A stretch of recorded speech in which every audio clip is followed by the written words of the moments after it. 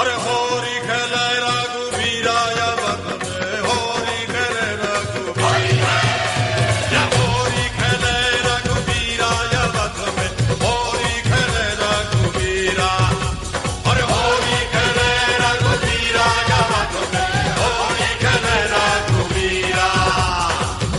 जय जन जय गण जय मन के साथ सिद्धांत प्रणाम। आप देख रहे हैं कलम की आन भारत किसान सिद्धांत संग्राम। न्यूज़ वो नहीं है जो आप टेलीविज़न पर देखते हैं, न्यूज़ वो है जो आपको सिद्धांत संग्राम दिखाता है। न पक्ष न विपक्ष, सिर्फ निष्पक्ष। एक राष्ट्र श्रेष्ठ राष्ट्र अखंड राष्ट्र। 10 जुलाई 1963 को लगाया गया एक छोटा सा पौधा जिसका नाम रखा गया भारत विकास परिषद। वो भारत विकास परिषद आज बन चुका है नैतिक, सामाजिक और सांस्कृतिक भारत उत्थान का एक विशाल वटवृक्ष। और ख़ास करके कोरोना के समय की अगर बात करें तो सचमुच में किसी ने सही कहा है कि जो मुसीबत में खड़ा है वही सबसे बड़ा है। और उस समय भारत विकास परिषद के 955 महिलाएँ और 14,160 पुरुष ने मिलकर 8,26,172 लोगों को सभी ज़रूरत आवश्यक सामग्री मुहैया कराकर और 14 करोड़ से ज़्यादा खर्च करके यह दिखा दिया, साबित कर दिया कि भारत विकास परिषद जनता और जनपद पर मानवीय मूल्यों और संवेदनाओं के साथ तटस्थ है और तटस्थ रहेगा।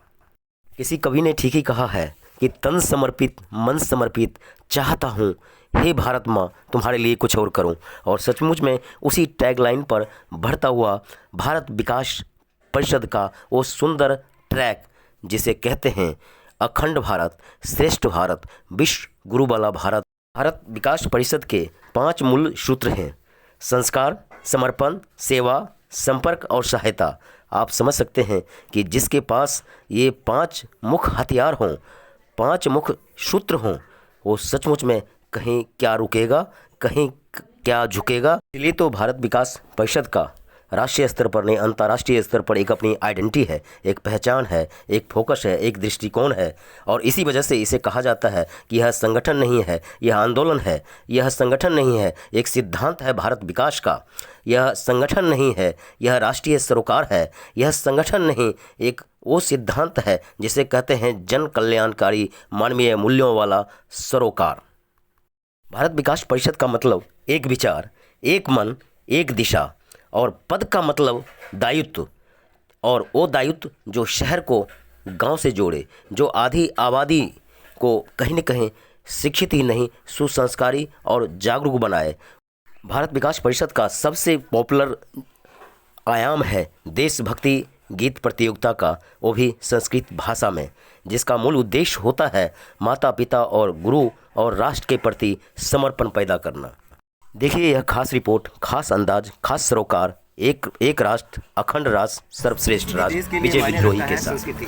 संस्कृति है तो हम हैं, और उस संस्कृति के संवाहक मोदी जी के नवरत्नों में से एक हमारे साथ अर्जुन मेघवाल जी, अर्जुन भी और मेघवाल भी, दोनों शब्द पता नहीं कैसे माता पिता ने रखा, और उस चीज़ के कहीं न कहीं सार्थक ट्रैक पर बढ़ता हुआ अर्जुन जी का सांस्कृतिक संग्राम।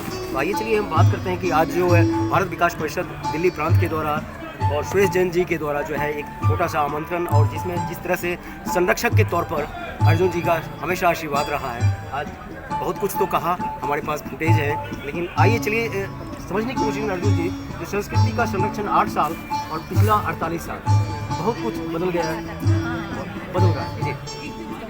देखिए हमारे देश की संस्कृति बहुत रिच है, और इसलिए उस संस्कृति को बचा के रखना, सांस्कृतिक पुनरुत्थान करना, संस्कृति से जुड़े हुए स्थानों का संरक्षण करना, ये वर्तमान में मोदी जी के नेतृत्व में जो सरकार चल रही है उसका प्राथमिकता वाला क्षेत्र होली है। भारत विकास परिषद ने मेरे यहाँ प्रोग्राम रखा है, पूर्णिमा लक्ष्य, पूर्णिमा की शीतलता, तो होली के समय रंगों को उत्साह से मिल रहे हैं। ये होली का जो उत्सव होता है वो रंगों का Holi is a festival of colours. तो जो प्रकृति में दिखते कलर हैं, इसके अलावा अपना अंदर भी कलर है, उमंग का एक कलर है, उत्साह का एक कलर है, मस्ती का एक कलर है, वो कलर भी बाहर आने चाहिए।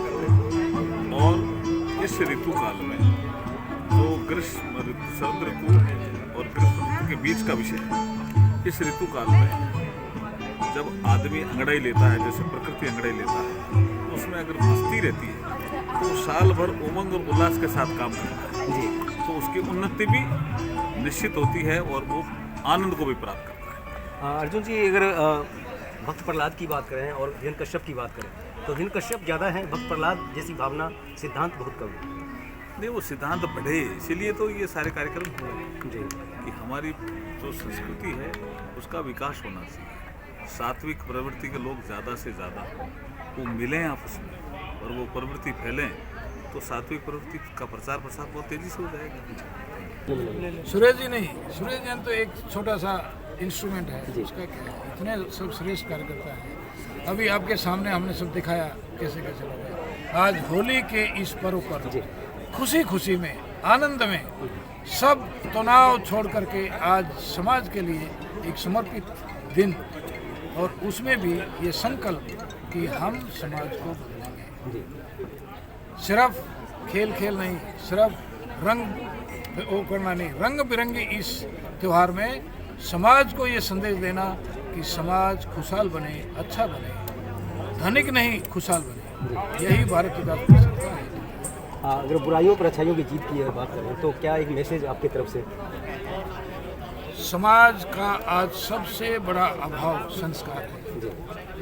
हर घर संस्कार युक्त होगा तो समाज अपने आप संस्कार युक्त होगा। समाज संस्कार युक्त हो जाएगा तो कोई बुराई नहीं रहेगी। बुराइयाँ होती हैं जब घरों में हमारी माताएं बहनें बच्चों को संस्कार नहीं देती, हमारे अध्यापक विद्यार्थियों को संस्कार नहीं देते। संस्कार युक्त समाज हो जाएगा तो हर बुराई का हो जाएगा। आइए हम अपने अपने परिवार को संस्कार करें। आज जो हमको इस ज़माने में देखनी है कि जो संस्कृति है ना वो लुप्त हो रही है। आज के बच्चे, अगर आप किसी को बोलो होली खेलने को चलो तो मैं हैरान हूँ कि बच्चा अपने मोबाइल सेट पे लगा रहता है, उसको कोई लेना देना नहीं है होली से।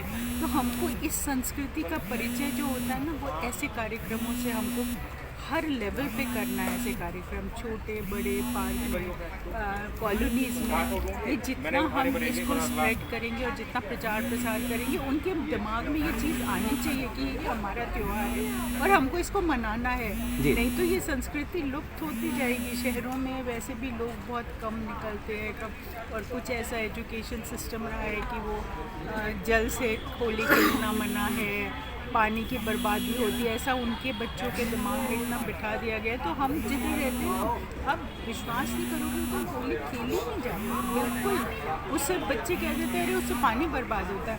तो ये सब चीज़ें हमको ना ये भ्रांतियाँ हटानी है।